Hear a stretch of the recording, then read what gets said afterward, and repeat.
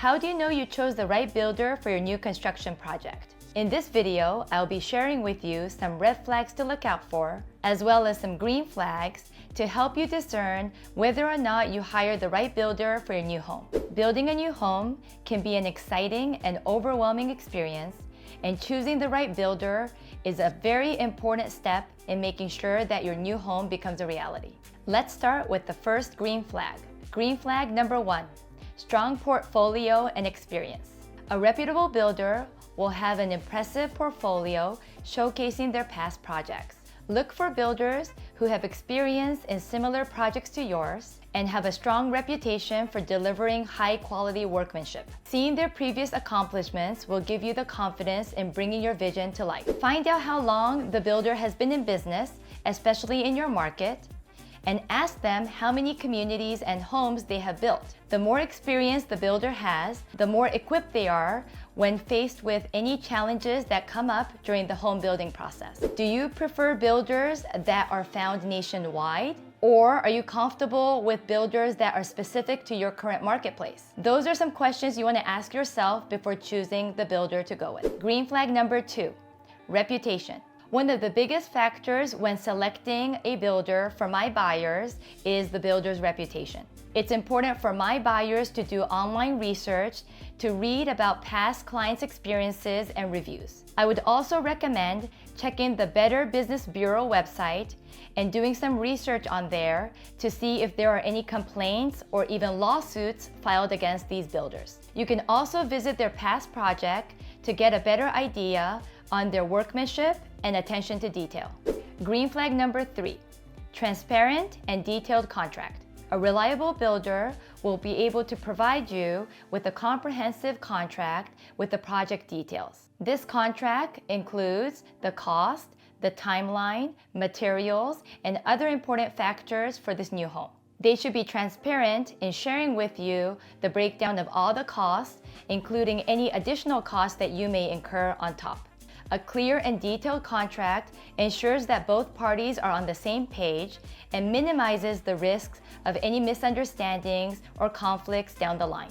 I always remind my buyers when signing the purchase agreement, the cost that is broken down is the base price of the home and the lot premium. And also included is the structural upgrades. Those are the 3 items that is on the purchase agreement. The variable or the unknown cost that is not spelled out in the purchase agreement is the design upgrade cost.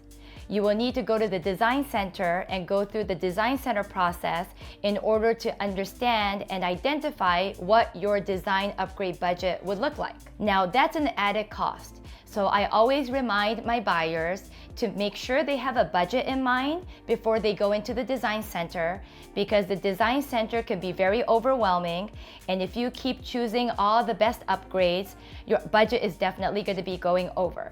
So I highly recommend having a budget in mind before going to the design center appointment, and in that way you would understand what your full budget looks like as far as the complete total price of your new dream home. I always remind my buyers that when you purchase a new home, your lot is not finished. It comes as a dirt. So you have to budget and decide what you want to do with your backyard, whether you want to add a pool or a spa or a barbecue or any landscaping. There are additional costs to be mindful of when purchasing a new home. That includes appliances such as washer, dryer, and refrigerator, as well as window coverings and light fixtures. So make sure you keep that in mind when purchasing a new home. Green flag number 4, customization options. Make sure the builder offers customization options when it comes to floor plan as well as finishes to meet your needs when it comes to your family and your lifestyle. Some builders have a limited number of customization available, while others allows you to fully customize every aspect of your home. If you have a specific vision for your new home, make sure the builder is willing and able to accommodate your needs. Let me give you an example. Let's say you're moving in with your in-laws, and it's very important for you so that you have a floor plan that accommodates them with a next-gen suite. If you have a builder that has a floor plan to accommodate a next-gen suite, that's fantastic. But what if this specific builder cannot accommodate that request? then maybe it's up to you to find another builder that has those floor plans to meet your request and your needs for your particular lifestyle. Green flag number 5, warranty. It is essential to choose and work with a builder that offers a comprehensive warranty program. This will give you and your family a peace of mind knowing that the builder will cover any issues that arise after the completion of their new home. Depending on the builder, they usually have a 1-year full customer service warranty and 5 years of appliance warranty and 10 years or 15 years of structural warranty. During the new home orientation, these warranty information is explained in full detail, and it's really important for myself and my buyers to understand what we need to do after closing in the event we have some issues that arise. Usually, every builder has a ticketing system where you're able to submit a ticket online through their website if any issues arises. Let me give you an example. Let's say your AC stops working in the midst of the summer. Then you're able to submit this ticket, and within 24 to 48 hours, customer service will respond right back to you and let you know when they could schedule the fastest servicing for the HVAC system. It's really important for me to remind my buyers that for all the appliances in their home, whether it came from the builder or whether you've purchased it yourself, such as the washer, dryer, and the refrigerator, they all have manufacturer warranty. So it's really important for my buyers to register that online, or they may have to fill out a postcard and submit it to the manufacturer to make sure they're covered on their appliances and their warranties. Green flag number 6, strong references and positive feedback. Just like I mentioned earlier, having a positive review and references are extremely essential green flags. A reputable builder will gladly provide references from their satisfied customers. Take your time to reach out to these references and understand and collect feedback from these first-hand clients. When purchasing a new home in a new community, I love taking my buyers and walking around the neighborhood and really exploring the community and the area. In most cases, we will run into an existing homeowner that have recently closed in that particular neighborhood. So I take that opportunity to ask that current homeowner their feedback on the home buying process and the home quality of their new home.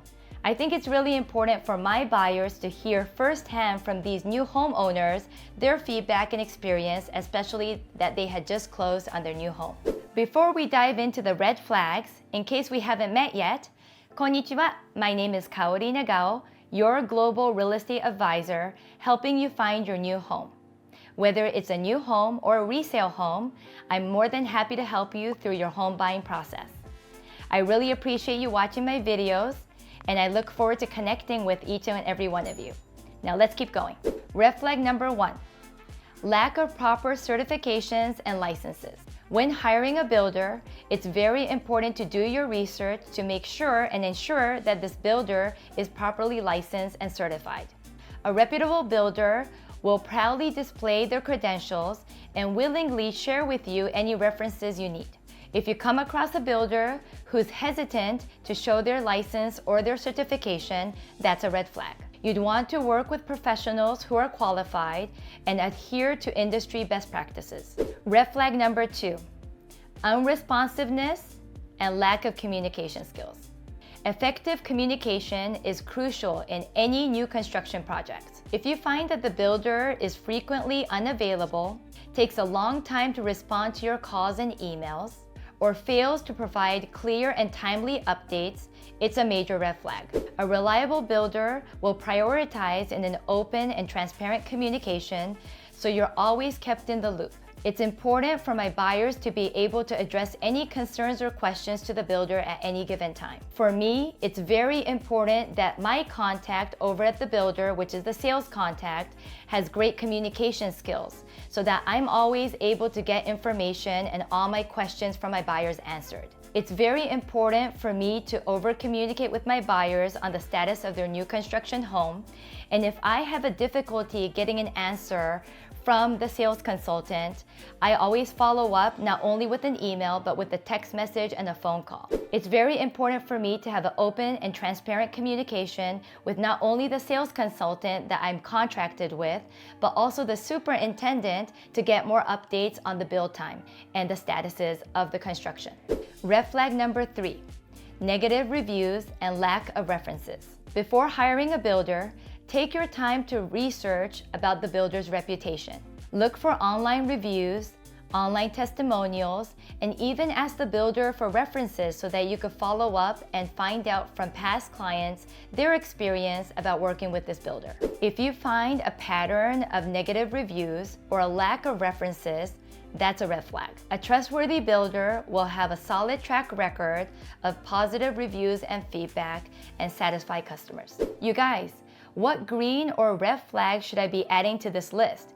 Comment below and let me know what you think. Red flag number 4, layoffs. Is the builder making any layoffs? If you start noticing your builder laying off your sales consultants, the superintendent, contractors, and even your customer representative, ask them, what's going on? Is there anything I should be worried about? Let me give you an example. I just recently had a closing where the sales contact that we have been working with for the last 6 to 8 months was no longer with that builder. So I had to go out of my way to find out who that new contact would be so that we could ensure a smooth closing. Turns out they didn't replace that sales consultant.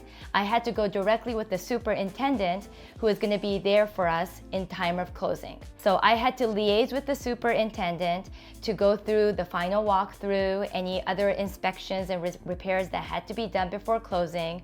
And the superintendent was our contact when we had finally closed, and he was the one that was able to hand over the keys for closing. Red flag number 5, cutting corners.